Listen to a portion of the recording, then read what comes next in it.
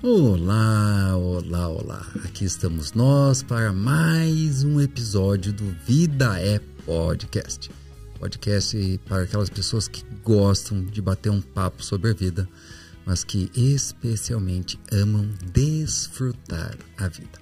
E como sempre, e agora peguei essa aí, para sempre, tu sabe o que isso significa, né?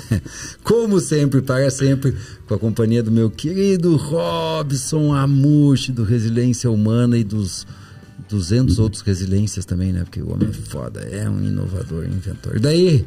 Sejam bem-vindos. Como é que tu tá? É um prazer estar aqui mais uma vez. Esse podcast cada vez mais vem agregando na nossa vida e provavelmente na vida da nossa audiência, que vem sendo maravilhoso pelos feedbacks. Se você está gostando, manda aí o feedback positivo ou negativo para a gente aprender e crescer cada vez mais. Aqui para nós. E, com certeza. Se inscreve no canal. E é um prazer estar aqui, nosso convidado, um grande amigo. Já fizemos grandes viagens juntos. Viagens internas, externas pelo mundo, então é um prazer. Viagem astral também? Tá muito, vai para muito longe. Nós vamos falar disso. Então, com muita alegria e honra, nós recebemos Fernando Gabas. O Fernando é empresário com negócio no Brasil, Estados Unidos e Europa na área de educação, sustentabilidade e saúde. É sócio fundador e presidente da Academia Soul, empresa que desenvolve programas de educação socioemocional e meditação para escolas, adultos e empresas. Seja muito bem-vindo, Fernando Gabas, ao Vida é Podcast. Olá, muito obrigado pelo convite. Para mim é uma honra estar aqui junto com vocês, grandes amigos. O Robson, como disse, a gente já se conhece já há bastante tempo. Já estivemos até na Índia juntos já. Falando em lugar longe, né, Robson? Estivemos até na Índia já. E é um prazer, é uma honra muito grande poder estar aqui batendo esse papo com vocês. Que bom, que bom. Como sempre nós combinamos na antessala e aqui no início, a ideia é que nós desfrutemos de um bate-papo como se fosse e é um bate-papo entre amigos. Não temos a pretensão de ensinar nada para ninguém, mas temos a pretensão de permitir, de propiciar, de oportunizar que as pessoas reflitam um pouquinho a respeito de si, da sua vida e de como tem levado a sua vida. Então vamos começar tu me contando, olha só a pergunta objetiva. Como vão as coisas, Fernando Gabas? Muito bem, obrigado com você. Mas é uma pergunta ampla, mas a gente gosta de fazer, porque daí surge alguma coisinha para a gente conversar. E eu não sei o que essa pergunta significa, mas o que ela significar para ti, tu nos conta. Como vão as coisas? Maravilha. Bom, muito bem. Você sabe que, especialmente esses últimos dias, eu tenho conversado bastante com a minha equipe, a gente, até entrando um pouco na minha atividade profissional, né? A gente, conforme você comentou na apresentação, a gente tem uma empresa, que é uma empresa como se fosse um sistema de ensino, mas totalmente focado nessas questões socioemocionais, essas questões voltadas a mindfulness, atenção plena, autoconsciência, autodescoberta, foco, presença, tudo isso que a gente sabe que hoje em dia é mais do que essencial, né?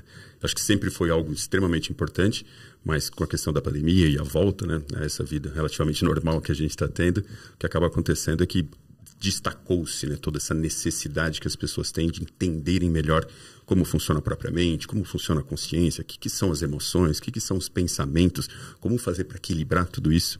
Eu estava conversando com uma pessoa hoje que virou um tema de reflexão para mim nesses últimos dias, que foi uma coisa que eu achei super curioso, porque a pessoa falou assim, puxa, como é que a gente consegue ter equilíbrio emocional nesse mundo louco que a gente vive? É uma pergunta que as pessoas fazem muito, elas cogitam a possibilidade de ser impossível. No fundo é impossível, né? Exato, exato. A pessoa não tem como. Dá uma olhada como é que está o cenário, dá uma olhada como é que está a economia, como é que estão as questões sanitárias, sociais, olha o mundo, olha as guerras, olha isso, olha aquilo. E ela veio me perguntar justamente esse tema. A gente estava conversando, ela fez esse comentário e eu fiquei pensando, e foi um tema de muita reflexão nos últimos dias, né? Porque a forma como eu vejo, eu não sei se cabe aqui eu contar um pouco da minha história, né? Mas, cabe, é bem-vindo, adoramos histórias. Bom, eu há pouco tempo atrás, talvez há uns 10 anos, talvez mais ou menos isso, eu pensava exatamente igual essa pessoa, né? Era uma pessoa que aparentemente tinha um relativo sucesso, né? Morava nos Estados Unidos, tinha uma casa boa, uma família linda, 2 filhos pequenos, maravilhosos. Aparentemente, tudo que eu tinha sonhado quando eu era criança na minha vida, que era conquistar uma independência profissional, constituir uma boa família, deixar bons exemplos, construir empresas, tudo que eu tinha de sonho quando eu era pequeno, que é aquela cartilha da sociedade, né, que diz o que a gente deve fazer, de uma certa forma eu tinha seguido. Só que ao mesmo tempo que eu tinha conquistado todas essas coisas que eu sonhava e que a sociedade diz que é o que a gente deve sonhar nessa vida, dentro de mim existia uma insatisfação muito grande. Era um estresse constante, era uma ansiedade sem fim. Qualquer coisa que eu conquistasse, dava 30 segundos depois, eu já estava pensando na próxima, aquilo já tinha ficado de lado, já achava que aquilo, não, isso aqui eu não fiz mais que obrigação, e já queria a próxima, dificuldade para dormir, crises de ansiedade, crises de pânico, momentos de tristeza profunda, de depressão. Então, minha vida, assim, quem olhasse de fora, falava, nossa, que pessoa sortuda, olha que espetáculo, que maravilha. Mas a minha experiência interna de vida era uma experiência extremamente conturbada. E aí, atribuo eu até esse desequilíbrio emocional todo, esse excesso de pressão interna. Um dia eu tinha 33 anos de idade, tive uma dor de cabeça brutal, uma coisa assim que eu nunca tinha tido na minha vida. E eu relutei de ir para o hospital, tomei um analgésico, uma coisa, né, para ver se passava. O super-herói não precisa dessas imagina, coisas, né? Fala, não, vai passar, tomei lá minha dipirona e tal. E eu, como eu disse, eu morava nos Estados Unidos, também nem tinha que me levar no hospital, porque se minha mulher me levasse, não tinha que deixar os filhos pequenos, né? Que coisa. Mas aquilo não passava, era muito ruim mesmo. Até que uma hora eu falei, não estou aguentando. Liguei para um amigo, isso já era 11 horas da noite, dor de cabeça começou, era 9. Falei, olha, tô precisando de uma ajuda, estou com uma dor aqui insuportável, preciso que você me leve no hospital. E ele falou, tá bom, claro, me dá 20 minutos, estou passando aí. Me levou no hospital, me deram aí um chá de cadeira no hospital, porque era moleque, tinha 33 anos de idade, imagina, isso foi em 2012. Não tinha urgência nenhuma. Imagina. E aí eu chego lá, o cara me coloca numa maca, né, para fazer lá a tomografia, para ver se tinha alguma coisa na cabeça. A hora que eu saio da maca, o residente, o americano, com aquela sensibilidade de hipopótamo de alguns americanos, né? Ele olha para mim e fala assim, olha, você teve uma ruptura do aneurisma cerebral, mas aguenta firme que talvez você tenha chance de sobreviver. E eu sabia o que isso quer dizer, né? Para quem meu pai é médico, né? Então eu conheço esses termos. Mas um aneurisma, ruptura do aneurisma é um AVC hemorrágico, um derrame, né? E aí imagina aquela situação, né? Isso já era, sei lá, 1h da manhã, no hospital, meu amigo estava ali fora me esperando, mas minha mulher em casa com as duas crianças, não tinha muitos amigos, família longe, aquele drama todo, aquele caos todo, e depois cirurgia, tem que operar, abre a cabeça, todos os riscos que existiam na cirurgia, todos os riscos pós-operatórios, todos os riscos que podiam vir acontecendo. Então imagina, aquela situação que não dá para desejar para ninguém, né? Só que, graças a Deus, acabei saindo da cirurgia, acabei não tendo sequelas. Bom, eu não acho que tive sequelas. Meus amigos todos me chamam de sequelado. Não sei por que eles me chamam de sequelado, mas eu acho que eu não tenho sequelas. Então, para mim, tá tudo bem. E aí, a hora que eu saio, começa aquela famosa pergunta, né? Puxa, tive uma segunda chance. E agora? Né? Podia não estar aqui. E aí? Como é que eu quero viver? Será que eu quero continuar seguindo aquela vida que a sociedade preconiza, né? E a gente estuda, trabalha, rala, se mata, conquista coisa, acumula coisas, conquista cada vez mais e vai, tira suas férias, descansa nas férias no final de semana, volta para trabalhar e não sei o que e tal. E dentro de mim aquela insatisfação, ou eu queria uma vida diferente? E eu comecei a me fazer essas perguntas no sentido de falar, puxa, o que mais importa na vida? Né? Acho que é uma pergunta que todo mundo deveria fazer, todo mundo deveria fazer. Porque é claro que é individual num certo ponto. Mas, Fernando, eu quero que eu vou te pedir que tu retome desse ponto, mas eu tenho que falar isso, porque é muito importante. Fala. É extremamente difícil se fazer esta pergunta antes da plenitude econômica. Extremamente difícil. Porque até ali a mentira que nós contamos para nós mesmos é: eu estou sentindo tudo isso porque eu ainda não cheguei lá. E se eu estou sentindo por qualquer outro motivo, quando eu chegar lá, vai passar. Osho ensinou isso e para mim fez todo sentido. Tu trabalha com educação emocional, né? Mais de criança, se eu entendi bem, na educação. A gente tem parte de adultos, professores, né, empresas também, Beleza. Mas o foco maior são as escolas. Mais as escolas. Eu já do outro lado trabalho quase só com adultos e há 25 anos. E eu vejo que chega a nós cada vez mais pessoas com já alguma condição financeira, porque quando a condição financeira boa, a estabilidade começa a chegar, começa junto se instalar o vazio e estes sintomas que tu trouxeste. E eu começo a perceber que Osho estava certo. É possível se perguntar o que realmente importa na minha vida antes da abundância financeira e todo mundo dar a mesma resposta. Muito provavelmente. A mesma resposta qual é? Minha família, nananã. Mas na prática, porque estamos deseducados emocionalmente, A mente responde: a minha família, a minha saúde, e amor e paz. Saúde e paz, e o resto a gente corre atrás. Todos responderemos isso.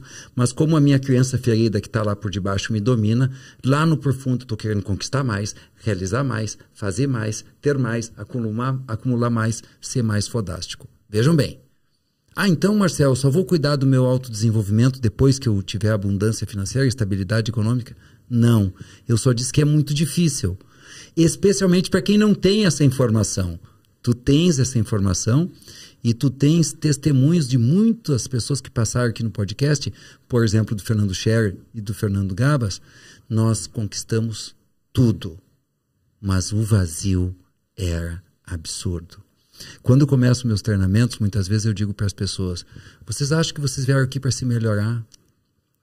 Mas pensa bem, quantas vezes tu disse: eu tenho tudo, mesmo quem não tem tudo, Fernando? Eu tenho tudo, mas sinto que... E eu paro, e a plateia responde uníssono, sem se conhecer uns aos outros. Mas parece que falta algo. E aquilo que tu também sente... Tá tudo bem, tu olha pro lado, teu pai tá bem, tua mãe tá bem, os negócios estão bem, teu filho tá bem, tá tudo bem. Mas eu sinto e a plateia completa uníssono, vazio.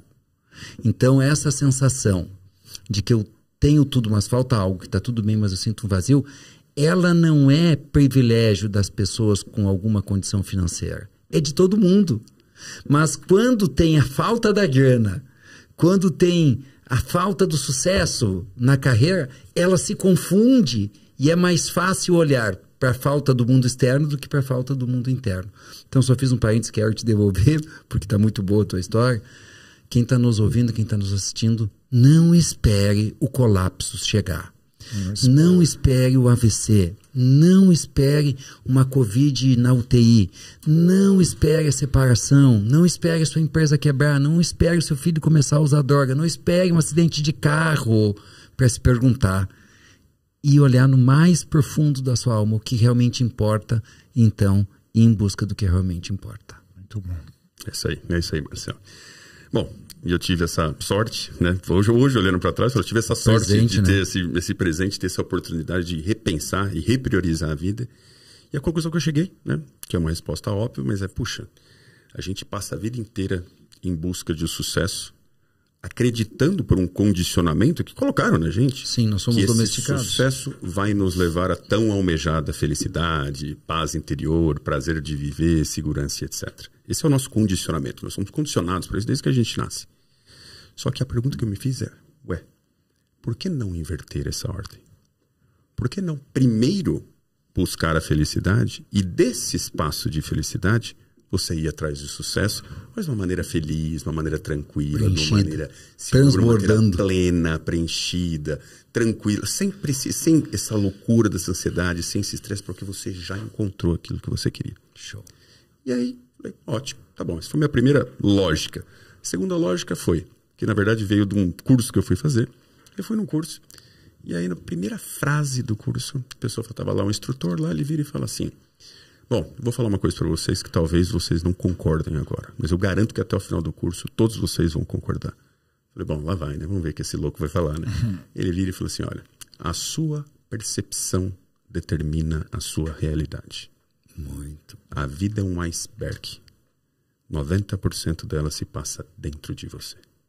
Fora de você pode até ter estímulos, gatilhos, etc. Mas a interpretação daquele fato, o significado daquele fato, você julgar aquilo bom ou ruim ou qualquer coisa que seja, é algo que acontece dentro de você, na sua mente. Portanto, a tua percepção vai determinar a tua realidade que você vive. Porque a vida simplesmente é. A vida não é nem bonita, nem feia. A vida não é nem fácil, nem difícil, nem justa, nem injusta. A vida só é. Agora, a nossa percepção da vida, aí sim, vai determinar a vida que eu experimento. Porque a vida só está sendo. Exato. Eu que experiencio ela a partir das minhas percepções. Uau, perfeito. Muito bom. E eu ouvi aquilo e falei, puxa, que interessante. Eu falei, tá bom. E como é que mexe com essa tal de mente aí, né? O que é esse negócio aí? Como é que faz para que a minha mente esteja suficientemente consciente, treinada, consciente, para que eu não precise ficar buscando pelo em ovo, para que eu não precise experienciar a ansiedade o tempo inteiro, a maior parte do tempo, esse estresse ou esses excessos de preocupação, ou ficar essa mente futurista e passadista, né? Aquela mente, ou você está projetando situações desagradáveis no futuro, ou você está remoendo fatos ruins do passado, e a única coisa que você não faz é viver, né? Porque o único lugar que existe vida é agora. No presente. É no presente, agora, não tem outro lugar. Mas a mente, ela tem essa questão temporal e uma outra questão, com uma mente não treinada, ela tem uma mente que ela é obcecada pela ideia que você tem de você mesmo. As pessoas chamam isso de ego, né? Repara como você começar a observar teus pensamentos. Pega os teus pensamentos e coloca um balde, que é um balde eu sou o centro dos pensamentos, e um balde que é a experiência da vida.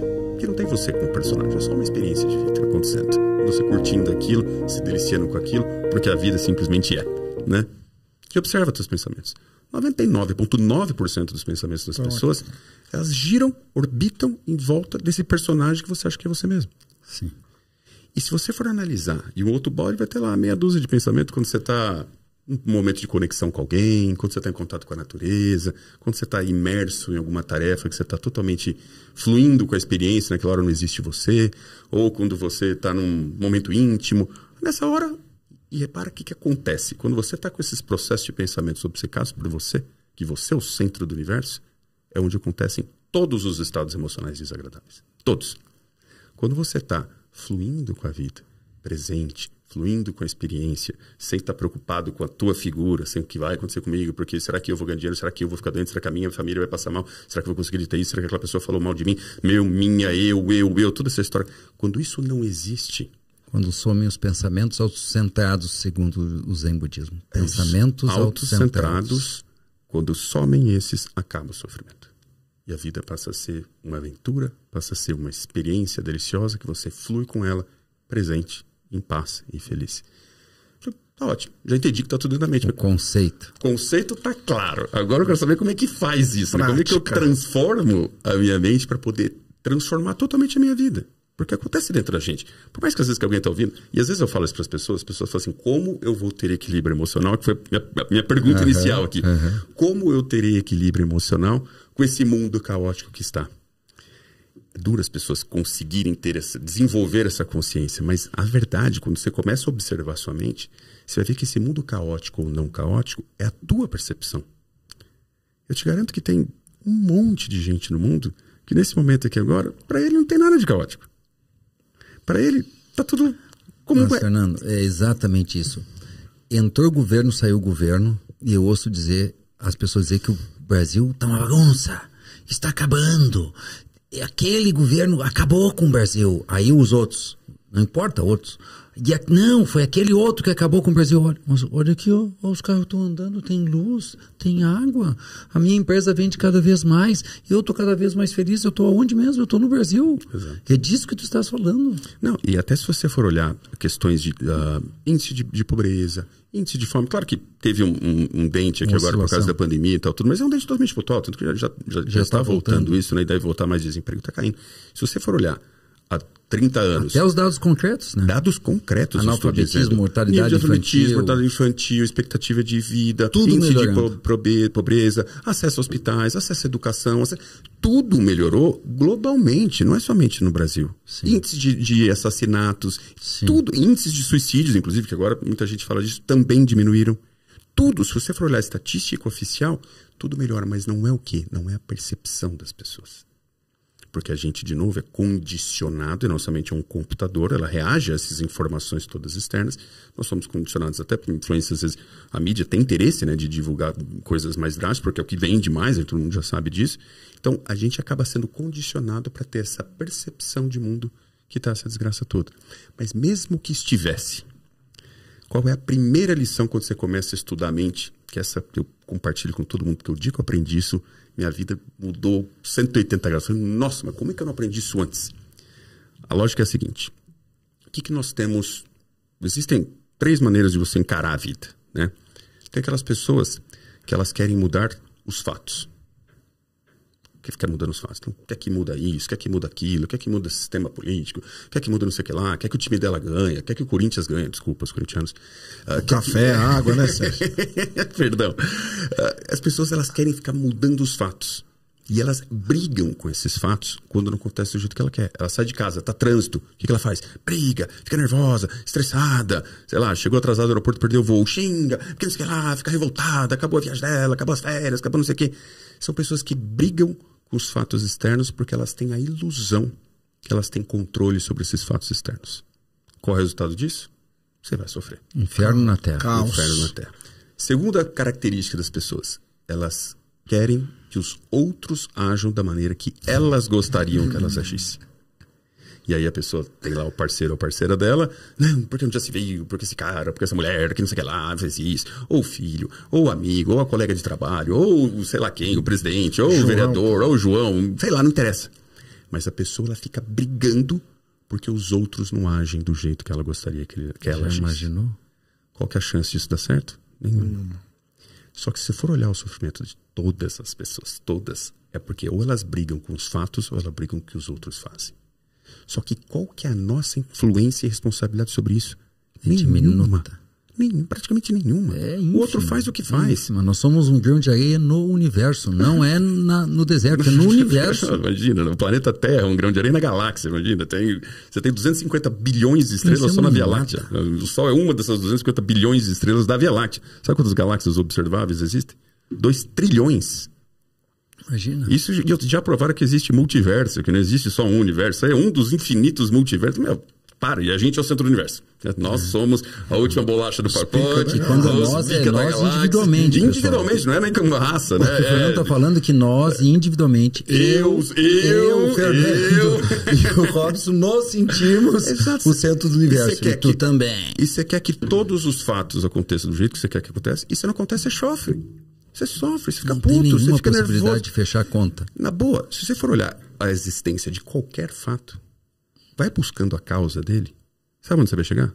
No Big Bang. Porque, cara, o culpado é o Big Bang. Tudo vai, talvez porque também o Big Bang não é o primeiro início de tudo. Como eu disse, também, já existe multiverso, né? Isso aí já veio de outros universos. Então, assim, é uma presunção. Eu chamo isso de síndrome de Deus. Sim, senhor. É o cara, ele acha que ele é Deus, que as coisas... E ele quer que o outro faça o que ele quer, e se não faz, sofre. Fulano falou tal coisa pra mim. Falou tal coisa pra mim. Fulano me olhou torto. Fulano me roubou. Fulano... E sofre. O que você tem que ver com isso? Se ele fez uma coisa errada, o problema é dele, não seu. Você não fez coisa errada. Qual é a única coisa que nós temos acesso? Nós não temos acesso aos fatos, nós não temos acesso aos outros. Nós temos acesso a uma coisa só. Ao que acontece dentro de nós. Isso nós temos todo o acesso e todo o controle. A não ser que as pessoas comecem a entender que ela não controla os fatos e não controla o comportamento dos outros, mas ela pode sim ter total consciência, isenção. Eu acho que controle é uma palavra forte, mas ela consegue estar acima dos fatos do que os outros fazem. Controle a gente não tem. Controle você não tem. Mas... para brincar com as palavras, eu chamo de domínio, que é quando eu começo a conseguir escolher o que eu faço com que surge em mim. Melhor, gostei. Começa a ter domínio do que acontece dentro dele, ela nunca será feliz. Eu falo isso com boca cheia porque eu sou exemplo vivo. Eu posso falar, eu passei por isso. Entendeu? Eu segui a cartilha da sociedade e eu acho que todos nós aqui já passamos. Todos passamos. Então, quando a pessoa descobre que ela só tem acesso dentro dela, e se ela quiser de fato ter essa experiência de vida memorável que ela sonha, esse do que mais importa, a resposta ao que mais importa na minha vida, ela precisa entender sobre a tecnologia interior dela. Porque para pensar, existe algo mais tecnológico e desenvolvido na face da Terra que a mente humana? Não tem. Não tem. O sistema todo, inclusive. Não, o corpo de si, né? O sistema todo. O sistema bio, psico, emoção, espiritual é uma coisa impressionante. Fascinante. Você tem um cérebro, ele processa quadrilhões de informações por segundo. É um negócio insano. O número de conexões que os neurônios fazem no cérebro são 200 por neurônio por segundo. A hora que você somar isso, está tipo 20 trilhões de bits de informação por segundo. A mente consciente, ou seja, o nosso controle, consegue 50 a 60 bits por segundo. 99,9 é totalmente inconsciente. Acontece porque acontecer. As decisões das pessoas, que as pessoas acham que não, minhas decisões determinam o futuro e eu tomo decisão. Sabe o que os estudos mostram? Eu estou falando de neurociência, tá? Não estou inventando nada aqui. Isso aqui é pesquisa e eu cito a fonte se precisar depois. Que as decisões são tomadas pelo nosso cérebro de nanosegundos até 11 segundos antes de a gente se tornar consciente sobre elas. Meu Deus do céu. Você acha que você toma a decisão, teu cérebro já tomou a decisão e aí você fica consciente. O que você faz? O egozinho, né? Dá uma desculpa, põe um rótulo. eu tomei essa decisão. Desculpa. E cria uma justificativa. Você não fez porra.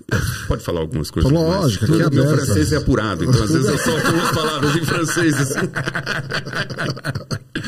Mas você não fez porra nenhuma, essa é a verdade. Entendeu? Porque não é uma coisa que você tem controle. Aquilo simplesmente acontece, dado essa imensa tecnologia interior que nós temos. Então, ou a gente passa a ficar consciente dessa tecnologia interior e usa ela a nosso favor, ou você vai ficar brigando com a vida. Entendi. Deixa eu te fazer uma pergunta Claro. para tangibilizar um pouquinho isso para as pessoas, porque a tua experiência é muito rica. Então, tu trouxeste a tua percepção de que a gente não tem controle sobre os fatos, sobre as pessoas, que a gente só tem algum domínio sobre o que acontece dentro da gente, mas a gente tem que aprender a ter esse domínio. Aqui é a oportunidade de aprendizado, né? Exato. E no teu modo de compreender, depois que tu teve essa experiência, tu percebeu que tu precisava cuidar de ti, adquirir o autodomínio para então ter o preenchimento. Quais foram, pessoalmente, os teus principais desafios? O que tinha em ti que tu não tinha domínio e que tu precisou dominar? Onde é que estavam os teus buracos emocionais? É mais fácil falar onde não estavam os buracos. Mas pega 2 ou 3 aí para ilustrar. Tá. Eu vou sintetizá-los para ficar mais fácil, porque assim fica mais generalizado, serve para todo mundo. As pessoas acham que se elas quiserem ser felizes ou ter essa vida memorável, extraordinária, estática, né? Aquela coisa, você fala, uau, minha vida é um êxtase, adoro, acordo de manhã, prazer pela vida, com vontade, alegre, feliz, isso aqui é totalmente possível, né? Você vê uma criança de férias, ela acorda assim, né? Por que você não pode ser assim? E o que acontece? As pessoas, elas não conseguem ter essa vida toda de sonhos, não é porque elas acham que elas precisam acumular mais coisas, conquistar mais coisas, somar mais coisas nela, para aí ela conseguir isso. Se aperfeiçoar também, as pessoas acham muito que eu quero me aperfeiçoar, melhorar isso, aquilo. E eu tinha esse condicionamento muito forte, porque eu era aquele cara achiever em inglês, aquele cara que luta para conseguir as coisas, ralava, trabalhava, né? saí, não tive nenhuma ajuda, com 19 anos fiquei independente, não tinha mais um centavo dos meus pais. O que é pior é que tu faz, dá certo, e tu diz, funcionou. E aí tu faz mais, dá mais certo, e funcionou, e aí tu caiu. Aí tu tá na corrida dos ratos, aí fudeu. Exato. E aí as pessoas querem ficar somando coisas dentro delas, achando que elas vão conseguir. Qual que é a grande dificuldade que resume todos os meus infinitos buracos? Você não tem que pôr nada. Você tem que tirar o que não te serve. Isso é muito difícil, Marcel Robson. Pelo menos para mim foram talvez mais de um ano de um trabalho interno muito grande. Por quê? Porque a gente é cheio desses condicionamentos. Qual foi a principal ferramenta nesse ano? Autoobservação e autoinvestigação. Mas antes disso, qual a ferramenta que tu utilizou para autoinvestigação? Foi meditação? Foi terapia? Meditação pura. Num primeiro momento, meditações guiadas, né? Eu tive uma série de professores, mentores que me ajudaram muito nesse caminho, que me guiavam para eu aprender a parar, concentrar, focar e observar os meus pensamentos, observação interna. Porque, só fazendo um parênteses aqui, como é que a ciência funciona? Ela observa alguma coisa e ela experimenta aquela coisa. Experimenta de um jeito e do outro, vê o que funciona e... Todas as descobertas científicas, e o nome é descoberta porque a física, a ciência não criou nada, ela só descobriu o que já existe. Do que descobrir como o ser humano funciona, é descobrir como eu funciono, e só a autoobservação. Só, porque está dentro de você. Então, se você quer aprender sobre uma árvore, você tem que pegar uma árvore, olhar, abrir, dissecar. A percepção da realidade está aqui dentro. Está dentro de você. Então, no começo, técnicas meditativas de autoobservação, de autoinvestigação, para começar a identificar o que são as emoções, o que precisa acontecer para experienciar tais emoções, quais são os pensamentos, o que são os pensamentos, como é que eles surgem, como é que eles acontecem, a impermanência de todas as coisas. Você precisa tornar um mestre de você mesmo. Enquanto a gente não for mestre da nossa própria mente, não tem como você ser feliz, porque a vida é um iceberg, 90% acontece dentro de você. Se você não domina a tecnologia interior, como é que você vai ser feliz? Como é que você vai ter a vida que você quis? Você vai ficar à mercê de coisas que você não tem nenhum controle, que são os fatos e o que os outros fazem. Sim. Fórmula do fracasso. É o contrário do sucesso. Essa é a fórmula do fracasso, que você fica totalmente à mercê das coisas. Sim.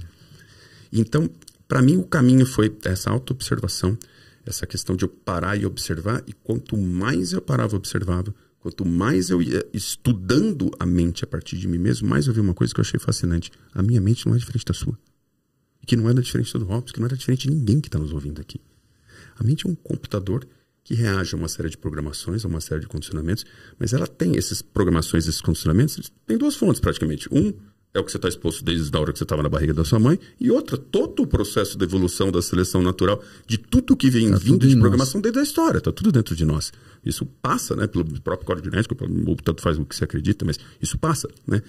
Então são programações externas que advieram. E a gente é muito similar, porque como uma raça, é o mesmo planeta, é o mesmo povo, a gente interage, tem a mesma coisa, muito parecido. Claro que tem diferenças culturais, mas do funcionamento da mente é tudo muito parecido. Já dizia Maslow, né? Ele identifica lá na pirâmide, todo mundo se encaixa naquela relação de que Maslow criou.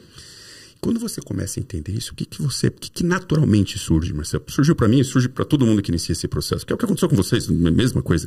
Quando você começa a se descobrir, você começa a perceber que não é esse bicho de 7 cabeças que as pessoas acham, e que com um direcionamento, com uma educação, com uma orientação, se feito de uma maneira elucidativa, uma maneira clara, uma maneira que mostre como funciona essa tecnologia interior, e a pessoa vai atrás dessa experiência interna, você consegue resolver a grande maioria dos seus problemas que me assolavam, que assolam boa parte da humanidade.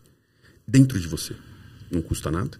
Não tem que conquistar nada. Você não tem que ser o cara mais rico do mundo. Você não tem que ter todo o sucesso financeiro, até porque o sucesso financeiro é relativo. Se você falar para qualquer pessoa na rua, olha, fulano de tal tem $1 milhão. Quer? Todo mundo, $1 milhão. Você chegar para um sheik e falar, eu vou te dar $1 milhão. O cara, se mata. Né? Para ele, aquilo não é absolutamente nada. Ele vai gasta isso por semana, com ele mesmo, fora o resto. Então, o ponto importante para ver aqui é que quando você descobre você mesmo, você se livra, você se liberta dessa tortura da própria mente e começa a ver que os outros são similares, não tem como se evitar de falar, eu preciso compartilhar isso com os outros.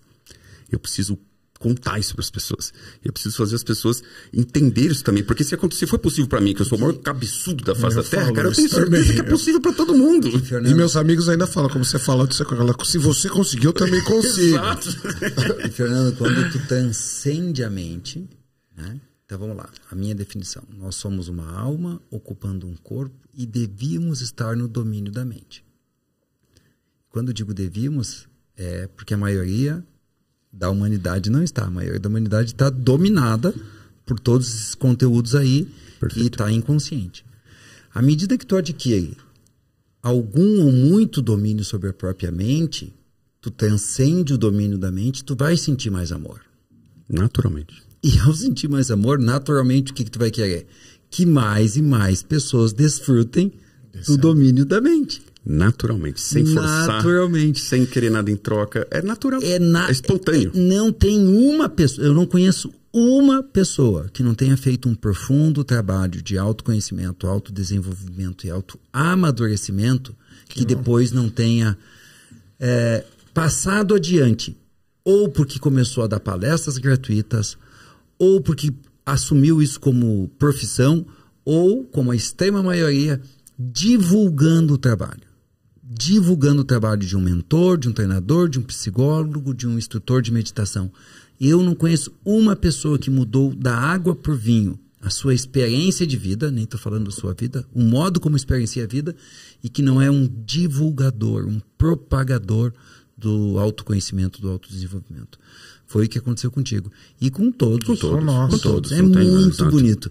E isso revela a verdadeira natureza humana. Claro que nós somos seres de sombra também, vamos ser o resto da vida, a gente não vai ser santo, só depois que morrer, de certo, vamos para o céu. Mas aqui nós seguimos tendo as nossas sombras, mas no profundo o que nós somos é amor puro. Não tenho dúvida disso. Né? E para acessar isso tem que mergulhar nos meandros das dores, dos traumas, dos buracos, dos vazios. E é bem da verdade, as pessoas têm muito medo, né, Fernando, do que vão encontrar. Eu acho que... Qual que é a minha experiência, né, Marcelo, que eu vejo por experiência individual, né? Você não vai me ver falando de teorias, porque eu não dou a menor bola para teorias. Se eu não conseguir ter a experiência dela dentro de mim, é prático, é experiencial. Para mim, pode até ser que seja verdade, mas para mim ainda não é. Só vai ser o dia que eu tiver uma experiência concreta daquilo. Então, qual que é a minha experiência? A experiência é o seguinte...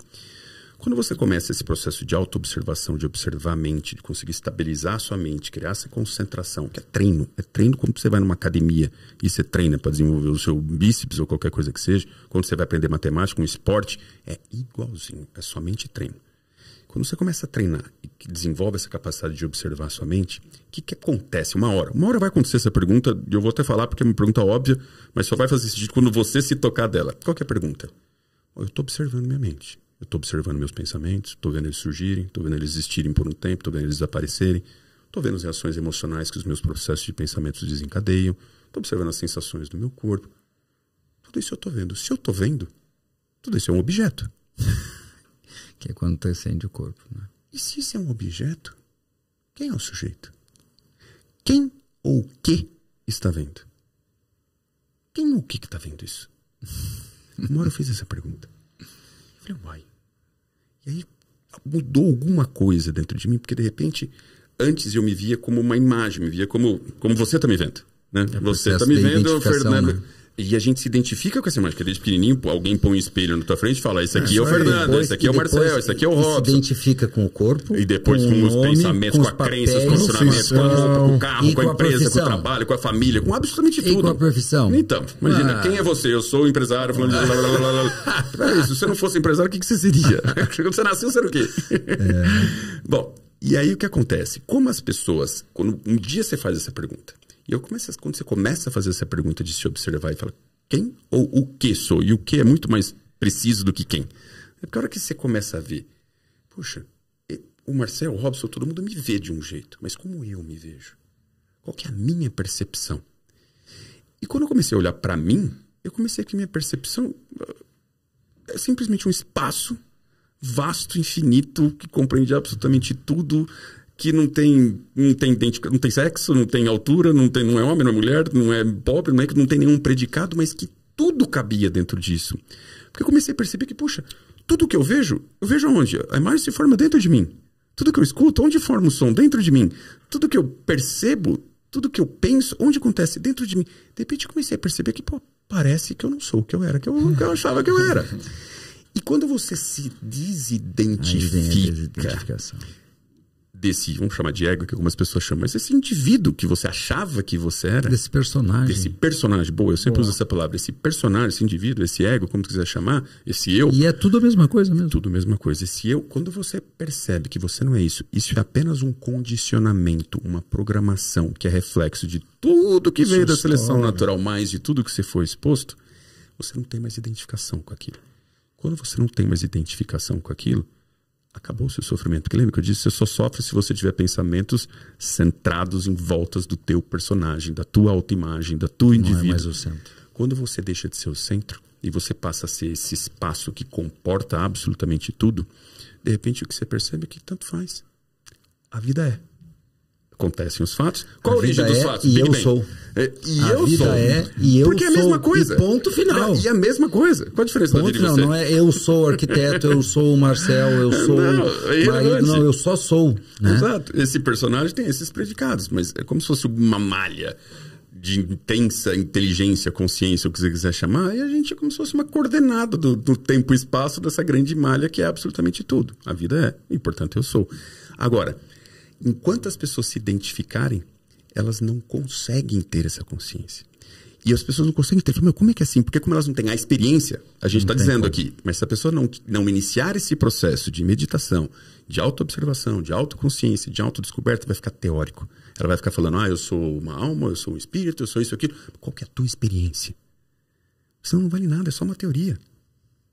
A experiência que transforma, não é o que você sabe. Você sabe é mais um conceito que um dia você vai ter que tirar isso de você para que você deixe a experiência florescer. Mas tu sabes que não, perfeito, absolutamente perfeito.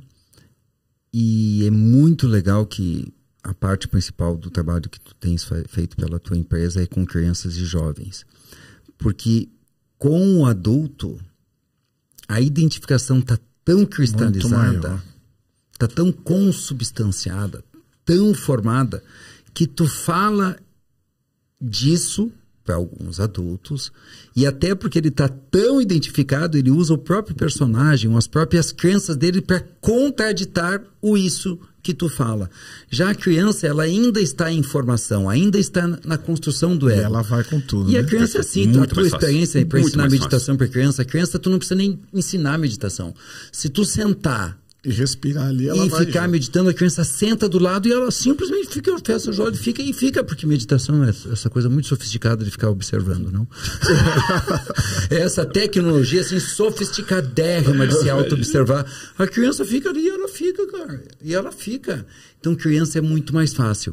Por isso que antes eu tinha cogitado que uma das nossas dificuldades seria o medo, e eu entendi a tua ponderação de que eu tenho que experienciar. A questão toda é que o adulto, quando tu convida ele, ele não quer nem experienciar. Alguns adultos. Porque ele é tão identificado, apegado naquele personagem. É um apego tão grande. Pra ele aquilo é a vida, né? Porque ele acha que é o centro do universo. Se ele perder aquilo, ele vai fazer o quê? O que sobra? Sobra o universo, meu filho. Como se tivesse cortado o iceberg e ele fosse só os 10%. Ou isso, ainda, como os peixinhos do Décio que estão no oceano, né? E aí um peixinho nos perguntou, olha, dizem por aí que nós estamos num oceano. E o peixinho diz, aonde? Olha aqui, ó, não tem nada. Onde tem água aqui não que eu tô procurando mesmo? Não tem nada, né? Que é o jeito de explicar o campo, mas cara, não tem mais nada, sou eu e é isso aqui. E aí fica impossível de verdade ser feliz num mundo caótico, porque enfim, é só o que eu tô enxergando. Eu fiz uma volta gigante para responder a pergunta do que ele falou, como eu vou? Cara, eu vou refletir sobre isso no sentido de, puxa, será que não dá pra gente fazer um movimento mais forte no sentido de a gente mostrar para as pessoas que existe uma possibilidade simples? Eu tô falando aqui, eu sei que para muitos que talvez não tenham essa prática, pode parecer extremamente complexo em uma viagem. Mas é igual você falar, puxa, você vai jogar xadrez, uma pessoa que nunca jogou xadrez. Impossível. Não, na boa, se você ficar pouco tempinho aprendendo o movimento das peças... Mas eu tenho a resposta. Quer a resposta? Quero, lógico. Quer a resposta? Manda. Tu faz a pergunta, eu faço. Eu vou até me inverter o papel aqui, porque agora eu tô curioso. Tem como nós fazermos o movimento, e eu acho que ele vem sendo feito. Resiliência humana só uma ilustração. A quantidade de pessoas interessadas em aprender a servir a vida é absurda. Eu, há anos atrás, eu só ensinava as pessoas a terem uma vida mais leve e realizador. Hoje eu tenho 5 formações, as formações estão sempre lotadas e cada vez mais pessoas dizem, Marcelo, eu quero fazer o que tu faz. É encantador o que tu faz, eu quero ajudar as pessoas assim. Então, há possibilidade, nós podemos melhorar o nosso movimento. Eu acho que o podcast Vida é, bem no fim, é quase um clube, né? É isso aí. É quase um clube, a gente vai se conectando e fazendo aí essa rede. Acho que sim, mas como ainda o nosso alvo principal são os adultos, e eu acho que a gente deve cuidar cada vez mais das crianças, eu acho muito importante isso, precisa algo para o adulto te ouvir, que tu não consegue fazer. Nem tu, nem eu, nem nenhum ajudante. Eu digo o seguinte, nós devemos espalhar placas pelo mundo. É possível uma vida mais leve. Não é um inferno. Peça ajuda. Placas, imaginemos placas, é o nosso papel. É estar nas lives, é estar no post do Instagram. Mas a pessoa só vai ler essa placa quando o limiar da dor para ela for insuportável. Tem razão. Não tem jeito, a pessoa não te ouve. E o mais assustador, Fernando Gabas e Robson Amushi, é que tem pessoas que entram no túnel da morte, olham nos olhos da morte, voltam de lá, veem as nossas placas besteira. E dizem, besteira. Não adianta nada. Ou seja, cabe a nós só seguir fazendo o nosso papel, cada um no seu quadrado, cada vez melhor, cada vez com mais amor, com mais propriedade, com mais técnica, cada vez torcando mais. Justamente. Cada vez torcando mais, porque juntos treinadores, mentores, empresários, líderes são muito mais fortes, né? As placas são reproduzidas, né? Fazer uma collab, o que é? Né? É 1 hora só que vê o quê? Né? Mas há o tempo do homem e o tempo de Deus. O meu tempo e o teu tempo já passou a hora, a gente já queria que muito mais pessoas estivessem meditando, mas o tempo de Deus é o tempo de Deus e cada pessoa tem seu tempo. O que nós podemos fazer é minimizar a chance de que alguém esteja no inferno e olhe o seu entorno e veja só placas de Coca-Cola, de carro e outras placas, entende? Eu acho que esse é o nosso trabalho, é dizer de alguma forma para o mundo, estamos aqui. E aí tem que respeitar o tempo das pessoas, né? Olha só. Tu deve ter essa experiência e tu também. Mas se elas vierem já com o chipzinho lá de pequena, que já tá aberta e mais livre. Pontas. E vai ali, olha, estão ali. Você chegar pro meu filho que tem agora 5 aninhos e falar, vamos sentar aqui, meditar e respirar e sentir o corpo. E olha pra dentro de você e se conecta com uma fonte muito mais. Ele vai entrar lá aquilo e vai falar, nossa, papai, que legal isso, vamos fazer de novo. É isso mesmo. Ele tá aberto. Essa é a nossa aposta com criança. E esse é um jeito também de bater a porta dos pais, porque pode ser que os pais, vendo essas crianças, através dos filhos, eles se sensibilizam. Mas eu ia falar, não sei se vocês têm essa experiência. Ao entorno de nós, eu e a minha esposa, tem muitas pessoas. E a nossa jornada de casal e de empresários é uma jornada muito expressa, muito manifesta, é muito transparente. As pessoas me viram obeso, as pessoas me viram agressivo com as crianças e com a Fabiana, as pessoas me viram andando de Fiat Uno, as pessoas me viram com 2.000 pessoas no Instagram. Ou seja, as pessoas viram da onde eu e a Fabiana viemos. As pessoas que estão mais próximas, tá? Do começo do mundo. E elas veem agora o quanto eu não me estresso por pouca coisa, o quanto as crianças estão saudáveis, o quanto eu emagreci, o quanto eu tenho músculo. Veem o carro que eu ando, que é um sinal mais externo. Elas veem que eu tinha treinamento há anos atrás, que tinha 18 pessoas, e veem filmes de 1.000 pessoas. 1.000 pessoas num salão. E pagaram caro para estar lá. E aí, que só corroboro o que eu tinha dito antes, algumas pessoas dizem literalmente, eu quero um pouquinho disso daí. Claro. E por outro lado, há quem não toque no assunto, que não diga, o que tu fez? O que aconteceu contigo? É o mínimo. E tem ainda quem faz um pouquinho pior, né? Chega para alguém conhecido ainda e diz assim, o conhecido dizendo para o outro conhecido, tá? Que eu não quero mencionar ninguém. Porque... como é que eles têm tanta gente nos treinamentos deles? Mas por que será que eles ganham tanto dinheiro? Porque o que ela está dizendo é, essas coisas não funcionam. Como é que as pessoas vão lá? Como é que as pessoas pagam por isso? Ou seja, a identificação é tamanha com aquela vida. É isso aqui que eu tenho para ver. Não pode ser diferente. Que a pessoa não faz o movimento. É porque daí as dores da alma já estão tão incrustadas. Já estão tão enraizadas. Virou familiar para ela. Já virou familiar. Já sabe, todos sabemos o poder de adaptação que o ser humano tem, o que é a nossa maior bênção e a nossa maior maldição, né? O ego e o poder de adaptação que o ser humano tem é a nossa maior bênção e a nossa maior maldição. A gente, porque se adapta a tudo, dá conta de o que vier na vida. A gente dá um jeito, mas também a gente se submete ao que vier. E às vezes as pessoas estão com uma vida vazia, uma vida medíocre, estão na dor, e não fazem um movimento para sair de lá. Nenhum movimento. Mas é o tempo de cada pessoa. Mas não espere passar pelo que a gente passou. Não precisa. Não precisa. E daí muito, Marcelo, minha aposta na educação, né? Porque eu acho que, como você disse, né? Que o Robson estava comentando da filha dele, puxa, se a gente consegue desde criança mostrar que existe essa possibilidade de um mundo infinitamente melhor. Vamos falar um pouco disso. Vamos, puxa, não, isso é meu assunto favorito. Estão sendo educadas hoje a partir da tua empresa, seja lá no modo pago ou no modo doado, né? Que eu já sei que tu e tua empresa fazem muitas doações, muitas crianças, eu presumo carentes, estão sendo educadas emocionalmente, e aquelas que já podem, os paizinhos delas estão pagando para elas serem educadas. Quantas crianças são educadas? Claro. E fala um pouquinho mais de como isso acontece, como é que isso chega nas escolas. Com prazer, com prazer. Bom, quando teve toda essa transformação na minha vida, esses insights todos, essas experiências todas, como eu comentei aqui, puxa, a primeira coisa, a gente precisa contar para as pessoas isso, as pessoas precisam saber disso, né? E aí eu morava fora, resolvi voltar ao Brasil, isso foi em 2013, e ao longo do ano de 2014 a gente foi estudar e contratamos uma série de profissionais na área de educação, né?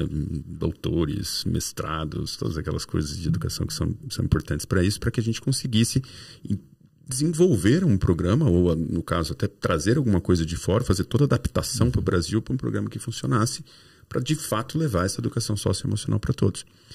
E a gente acabou encontrando uma ONG de Seattle, tal, que estava presente em mais de 70 países, um programa excepcional. A gente adquire licença, faz toda a adaptação para o Brasil.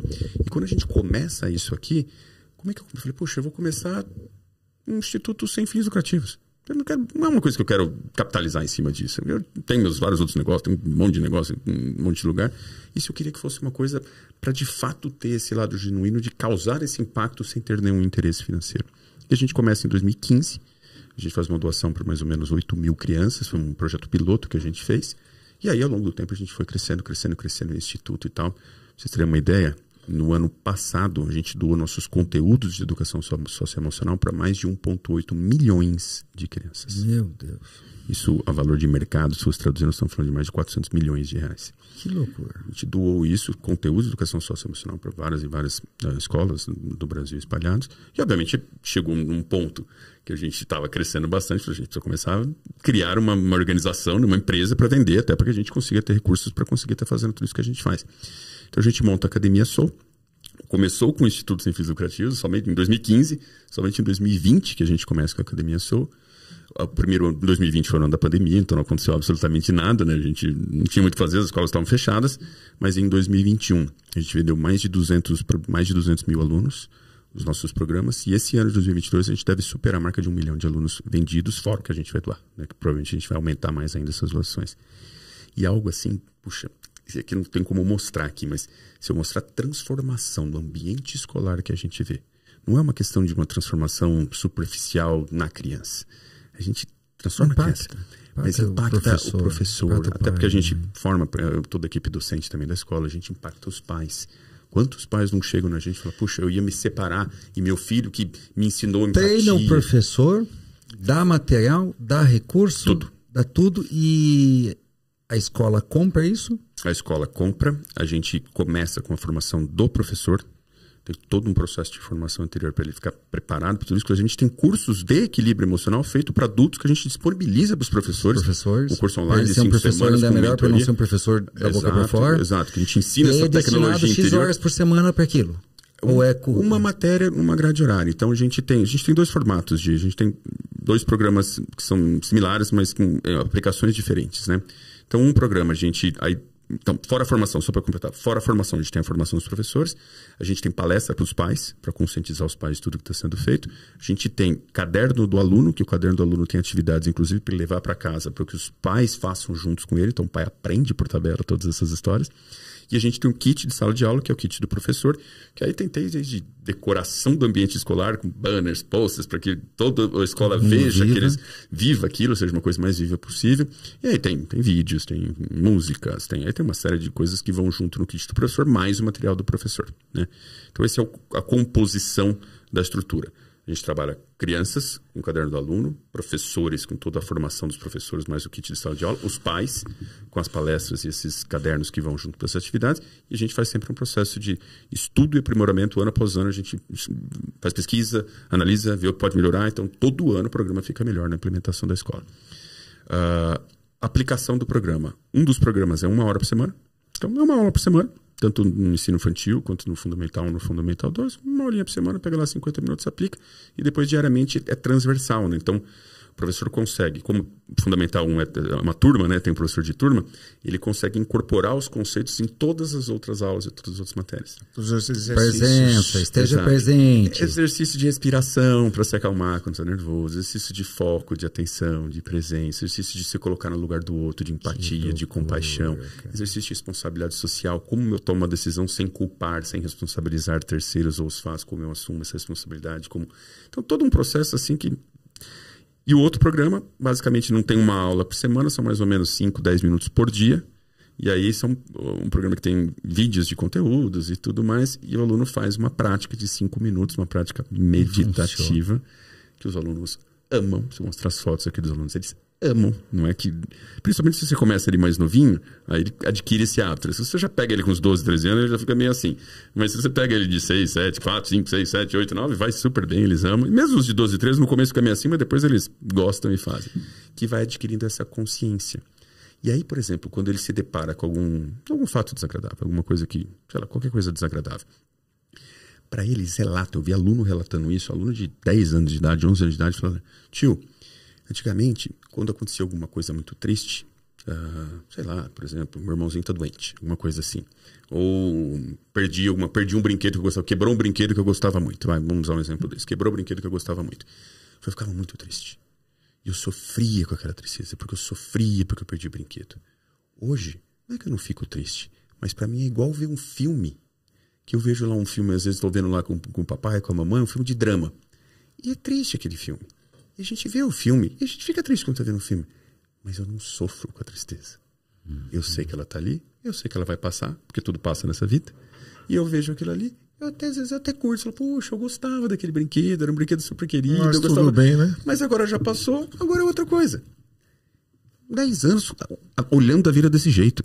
É muito legal. É fantástico, entendeu? Você vê coisas nesse sentido de... E como que as escolas estão... Agora eu já fiquei curioso com o futuro. Assim, a minha mente futurista entrou um pouquinho. Estão renovando contratos. Qual é a tua experiência? Ninguém mais tira. Depois que coloca, ninguém mais tira. Só se a empresa tiver se a escola enquanto empresa tiver uma dificuldade financeira muito grande, mas nossa experiência é 100% de porque renovação. O impacto na aprendizagem deve ser absurdo. Fora isso, né? Nós temos filhos aqui, a gente sabe disso. Quando ela gosta, a criança gosta de uma coisa, quando ela está bem, quando ela está feliz, ela aprende muito mais. E tem uma série de estudos que mostram que quando você está sob efeito de alegria, felicidade, você está em paz, você está equilibrado, o teu cérebro estimula, o teu sistema límbico, que é a central das emoções, ele recebe esses sinais do teu corpo, que está tudo bem, que você está em paz, e ele facilita o funcionamento do córtex pré-frontal, que é a área mais nobre, mais inteligente do cérebro, neocórtex, córtex pré-frontal. Quando você está sob efeito de estresse, raiva, tristeza, qualquer coisa desse tipo, o teu corpo manda sinais para o sistema límbico inibe o funcionamento das áreas mais inteligentes do cérebro e reage, passa para um cérebro reativo. O que acontece? Quando você está estressado, você está com raiva, você está ansioso, você fica burro. E a gente sabe disso. Entra uma discussão nervoso e vê as genialidades que você fala. Falamos disso aqui hoje. Deixa eu te perguntar outra coisa. E na doação vocês fazem para escolas públicas? A gente faz muito instituto. Então, inclusive, quem estiver nos ouvindo, que se tiver algum instituto que trabalha com criança, que acha bacana a gente implementar, a gente faz doações, a gente está sempre avaliando esses institutos. Coloca o @ aí para nós. E a gente... Do Fernando Gabas. Pode botar no meu Instagram, direto gabas.fernando, ou no direto da Academia Sou, @academia_sou. Então, e a gente faz essas doações para institutos, sempre, qualquer instituto que a gente veja de trabalho. Essa semana mesmo a gente está implementando, a gente implementou no começo do ano, a gente está fazendo as visitas de acompanhamento, né, de formação, mais de 15 institutos aqui na cidade de São Paulo que a gente doa. Então, e a gente doa conteúdos, às vezes a gente doa conteúdos para secretarias de educação, dependendo como for, se tem um comprometimento, se tem um compromisso. Isso que eu pensei, porque tem que fazer seleção. Né? A nossa exigência, assim, total interesse, total comprometimento tem, a gente doa um conteúdo. Eu não consigo doar o material inteiro, eu não consigo fazer a formação em todas as escolas, claro, porque não tem condições em termos de recursos para isso, mas a parte de todo o conteúdo a gente disponibiliza. Sabe quando eu tive consciência disso? Um dos meus livros se chama Pílulas de Resiliência. Uma pessoa me ligou, achou meu telefone e me ligou, Marcel. E ele pegou e me falou assim: eu estou começando a ler suas pílulas do Resiliência Humana para a turma de 14 anos. E todo dia eu começo lendo uma reflexão. Eu não estou tendo mais ausência na escola, eu não estou tendo mais brigas entre eles. Todo mundo está focado e fazendo os exercícios através só de uma leitura. Imagina de uma respiração, de uma consciência, de algo maior. E a criança responde absurdamente mais rápido. Muito mais rápido. Absurdamente mais rápido. Tem menos resistência, tem menos ego, né? Tem muito menos condicionamento encalacrado, né? Aquela coisa encalacrada. Muito bom. É um prazer mesmo tudo isso. Muito bom, Fernando Gabas. Muito bom. Olha só, eu estou à tua disposição, tá? Para contribuir de alguma forma para essas doações aí. Não sei como eu poderia contribuir, mas... O que tu estás fazendo é lindo, maravilhoso, mas disse por aí que é onde tem mais... Disse porque é onde tem mais braços, mãos e cabeça ajuda mais. Não sei como, não tenho a menor ideia, né? Mas, na verdade, eu tive uma ideia no meio, agora ela me voltou, assim. Eu entendo que as 9 leis da vida, como eu as descrevi, como são 9, e são 9 princípios de vida... E as crianças entendem muito fácil, muito, né? Rápido. Quando diz para a criança que vida é movimento, que ela tem que fazer o movimento, né? Que vida é presença, né? Porque da presença leva a verdade, aí ela vai perceber as conexões dela, e ela vai perceber que vai ter dor na vida, que ela vai ter tristeza, que ela pode sentir a tristeza desse jeito, não no modo sofrimento, né? Que ela tem que concluir os ciclos, que vida é conclusão, que vida é semeadora, que tudo que ela planta ela vai colher, que vida é concordância, que não tem como mudar o pai, não tem como mudar o passado, não tem como mudar os fatos, vida é concordância. E finalmente que vida é servidão, porque tu és um servidor da vida. São 9 princípios de vida. Então, se nós vamos fazer o livro chegar até ti, se tu lê-lo e fizer sentido, e se ele encaixar, e se eu puder facilitar de qualquer forma, não tenho nem imagino como, que isso em alguma medida ajude as crianças, eu gostaria muito, muito, muito, porque eu entendo que são essas duas frentes, assim, as crianças, e esse é o sonho de muita gente que trabalha com educação emocional, e de muitos pais que dizem, cara, como que nós vamos educar as crianças? E eu não tenho esse alcance, né? Mas o conteúdo tem, e o meu tempo e até algum dinheiro tem, né? E o outro jeito é espalhar placas pelo mundo. É isso aí. Adultos, a vida não precisa ser sofrida. Tem uma tecnologia à tua disposição. O Resiliência Kids, a gente tem o Resiliência Kids que a gente começou um pouquinho antes da pandemia. A quantidade de pessoas pedindo ajuda e se colocando à disposição também, tanto para fazer um exército aí, pra gente espalhar essas placas e trazer essa metodologia. As placas. É o caminho, porque se a gente não usar... Uma vez uma pessoa perguntou para mim, você acha que o Instagram e o Facebook vão atrapalhar muito a nossa geração do futuro? Eu falei, não. Se a gente usar essa porra pro bem e colocar lá um conteúdo de qualidade e ajudar e não ficar pondo merda, vai dar certo. E é isso. A gente não é a ferramenta, como usa a ferramenta. Igualmente. A mente pode ser um instrumento de autotortura ou pode ser a melhor ferramenta. A gente possa se unir nesse caminho. Não. Eu sou consciente o quanto muitas pessoas estão capturadas pelo telefone, mas eu não quero que acabem os telefones celulares. Tu quer que acabe? Claro que não. É uma ferramenta, imagina. O problema está em quem usa e como usa, né? Não a ferramenta em si. É igualzinho. Fernando Gabas, foi uma alegria. Agradeço muito toda essa oferta de vocês. Certamente a gente vai fazer várias coisas juntos. Também me coloco à disposição de vocês para que eu puder colaborar em tudo que vocês fazem, que eu sei que não é pouca coisa que vocês fazem no sentido de levar essa boa nova. O que eu estou pensando é que os nossos clientes, eles têm uma demanda que eu faço certo, né? Não tem alguma coisa para os meus filhos, né? Eu digo, não tem. Mas por quê? Porque muitas vezes os pais querem transferir a responsabilidade para o treinador, para o terapeuta, para resolver, né? Mas para os pais que estão em autodesenvolvimento, a gente poder oferecer de alguma forma um ferramental para eles conversarem com seus filhos, ou quem sabe até os pais os nossos alunos indicarem escolas para ti fazer contato, não sei, nós temos que fazer alguma coisa. Tudo isso é possível. Temos que fazer alguma coisa. A gente marca um dia, então a gente conversa, muito interesse de pensa a respeito. E eu acho que o caso, assim, eu tenho filhos, né?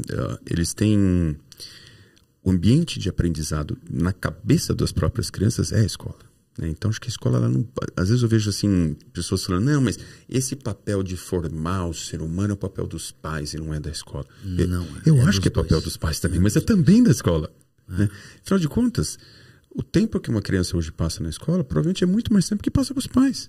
Os pais trabalham, chegam 6, 7 horas da noite. Mesmo em casa, estão em casa, mas está cada um no seu canto. E aí o pai tem aquela função de educador, de vai tomar banho, vai escovar o dente, vai comer, vai não sei o que lá, troca roupa. Porque faz parte, né? Faz parte da vida que tem que ser feito, atrasado, moleque, põe roupa, aquela coisa toda e tal. Então, eu acho que é também nas escolas. Eu vi uma pesquisa outro dia, aliás, não faz muito tempo, super recente, dizendo que 95% dos pais gostariam que as escolas oferecessem programas de saúde mental. 95% dos pais. Porque os pais, não é culpa deles, eles também não sabem. Eles também não estão dando conta. Não sabem ensinar. Porque eles não estão se sentindo bem. Não. E aí como é que você, estando mal, vai querer ensinar alguém a ficar bem? Você não consegue. Não. Então, é fundamental que as escolas passem a entender isso e que os pais, certamente tem milhares e milhares de pais nos ouvindo, que exijam que a sua escola faça um investimento no sentido de levar essa educação socioemocional de qualidade. Porque eu já vi muita escola dizendo o seguinte, não, eu trabalho muito questão socioemocional. Eu falo, mesmo, como é que você trabalha? Não, todos os nossos professores, eles têm essas formações. E eles falam, eu falo, como é que você ensina matemática? Teu professor fala de matemática aleatoriamente, num momento ou outro assim, o teu aluno aprende a fazer equação de primeiro grau, segundo grau, polinomial, função, matriz, aprende tudo isso aí, que é uma função injetora, objetora, subjetora, tudo isso ele aprende, né? Porque você falou solto. Não, eu tenho um livro, eu tenho um método, eu tenho um caderno, ele faz atividades, a gente tem aulas regulares. Educação emocional, como é que é? E educação socioemocional, como é que é? Não, mas por que matemática é tão importante, que eu acho tão super importante, pelo amor de Deus, não me entendam mal, eu considero super importante, mas por que uma coisa tem que ser em detrimento da outra? Por que não ensinar uma excelente matemática e ter um excelente sistema de educação socioemocional, mindfulness, meditação, atenção plena, consciência? Uma coisa não é contraditória, pelo contrário, uma coisa potencializa a outra. Sim. Então, acho que está na hora, e não é problema porque às vezes fala do MEC e tal, as normas da BNCC, que é a Base Nacional Curricular, né, que as diretrizes que as escolas têm que seguir, dos 10 mandamentos, 7 são socioemocionais. Então, assim, já existe uma diretriz para que as escolas adotem isso. Mas que eu acho que as escolas não sabem como, né? Então, mas hoje já está para saber. As escolas você precisa ter um excelente método que seja comprovado, que seja estudado, que hoje seja já tem Academia Soul. Já existe Academia Soul. Deixa eu dizer uma coisa, se tu quiser brincar um dia com isso, enquanto falava Academia Soul, eu vi a palavra S-O-U-L. Perfeito. Se em algum momento tu quiser brincar com esse L, fazer esse L maior de uma cor diferente, o Soul fica Soul do eu sou. É verdade. E em algum momento pode brincar que a gente é uma alma. É, exato. Sou é alma, né? Claro. E sou. Se tu quiser brincar com isso, me surgiu assim. Não, mas é super interessante. Não, quando a gente criou a marca, teve essa brincadeira do sou. Porque quando você fala, cara, do sou. A gente não diz sou né? Sou e alma, qual que é a diferença? É verdade. É verdade. Eu lembro de transição, que a gente estava lá fazendo os cursos, e aí você vê, vamos mudar aqui. Foi bem no começo. E qualquer conhecimento vezes o zero, se você multiplicar, se o cara não tiver emocional, Zero emocional vezes 1000 em matemática é zero. Zero vezes ciência é zero. Não tem. É isso mesmo. Fernando Gavas, foi uma alegria. Muito obrigado por nos ter concedido a honra da sua sabedoria, da sua experiência, um pedacinho da sua vida. És convidado a voltar quando o oportuno for. E a gente costuma terminar o Vida é Podcast pedindo para o convidado nos contar por que valeu a pena estar aqui. Puxa, valeu a pena por uma série de razões, mas tem uma que eu quero destacar aqui que eu acho importante, porque a sua pergunta despretensiosa no começo do como vão as coisas. Essa pergunta, ela me voltou esse tema que eu estava refletindo esses dias, que é justamente esse tema de falar, puxa, as pessoas estão precisando disso, né? Como é que a gente mostra para as pessoas que dentro dela tem a solução para absolutamente tudo? E mais, se a gente quiser realmente um mundo melhor, pode querer ficar mudando, tá fora. Pode mexer na salada, muda a política, muda isso, muda aquilo. Quer saber qual é o resultado? Nenhum. Por quê? Porque quem faz mal para a sociedade não é o, sei lá, quem lá e fora. É o indivíduo quando ele está num estado limitado de consciência. Quando você está num estado limitado de consciência, quando você está sofrendo, quando você está focado só em você, quando você está obcecado por você, quando você está com raiva, você está estressado, você faz o mal pro outro, mas não é porque você é do mal. Não, é porque você nem sabe que o outro existe. Não é nem que tu faça mal pro outro, não é nem que tu faça mal para os prédios públicos ou as estátuas. Tu faz mal para a sociedade porque tu fica em casa, cabisbaixo, achando que a vida não presta, exato. Você também adoecendo, não tá fazendo nada de bom. causando ônus para o sistema de saúde, não entregando o teu melhor, não servindo a vida. Quer dizer, tu prejudica o mundo, exato, porque tu está inconsciente de que a solução está em ti. Exato. E quando o indivíduo desperta essa consciência, como a gente disse, naturalmente ele quer fazer o bem. O problema não é o sistema, o problema é a consciência. Uma pessoa consciente, ela quer espalhar o bem, ela quer... Você acha que ela vai roubar? Você acha que ela vai ser corrupta? Você acha que ela vai fazer... Ela nunca vai passar isso na cabeça. Pelo contrário, porque para ela é tudo uma coisa só. Então, se a gente quiser de fato transformar o mundo, eu acredito numa saída só, que é esse trabalho de conscientização das pessoas, expandir a consciência, fazer as pessoas pararem de se identificar com um personagem fictício, até porque a neurociência já prova que estamos juntos. É só isso. É só isso. É só isso. E que tal a gente fazer isso para dentro da escola? Então, eu gostei muito de estar aqui, para mim foi uma honra muito grande, porque vocês pelo entusiasmo de vocês, pelo que vocês fazem, pelo exemplo de vocês, pelo próprio podcast, o Vida É, e por tudo que eu sei que vocês fazem, que já não é de hoje, já de muito tempo, já é uma vida de dedicação para isso. Vocês me deram mais ânimo ainda, mais força ainda, para a gente somar esforços cada vez mais, nós e todos aqueles que têm esse mesmo ideal, né, que têm essa mesma consciência, e a gente botar plaquinha em tudo que é lugar, a gente arregaçar as mangas, a gente fazer isso que nos dá tanto prazer. Muito bom, muito valeu obrigado. A pena, bonitão. Agradecer por poder estar aqui. Acho que o universo cada vez mais vem trazendo as pessoas para se aproximarem e estarem juntas. Acho que para a gente entender, e sim, pelas nossas histórias, para tirar esse personagem, sair desse lugar, entender que é muito maior, que a gente não tem controle de porra nenhuma, e que talvez a gente tenha que abrir e entender que está tudo dentro de nós. Esse 99% é dentro de nós, e se você não olhar, eu não olhar, eu me incluo nisso, não olhar para dentro de mim, vai ficar muito pior, e não adianta o que faça. Que aconteça, o que ganhe. É isso aí. Para mim valeu a pena porque eu encerro um ciclo hoje e que foi intencional de ajudar os pais. E muito bom. Ou vai ser com a ajuda do Fernando, ou vai ser sozinho, ou com a ajuda de outra pessoa, mas eu vou destinar um pouquinho do meu conhecimento, e fico feliz agora, cara. Tô feliz agora. Das 9 leis da vida para as crianças, né? Porque as leis da vida os adultos entendem fácil, e aquilo vira princípios de vida, e se adulto entende fácil as leis da vida, imagina as crianças, né? Então, seguimos. Eu tenho 2 lá de cobaia para você, tá? O de 5 e o de 7 meses. Vou fazer mais um. Tem que achar o jeitinho de chegar nas crianças. Obrigado, queridos. Obrigado, Fernando. Obrigado, Robson. Obrigado, Robson. Esta foi mais uma edição do Vida É Podcast. Muito obrigado. Espero que vocês conheçam o canal, busquem outros episódios e desfrutem de uma vida muito mais leve e realizadora a partir de vocês. Até a próxima!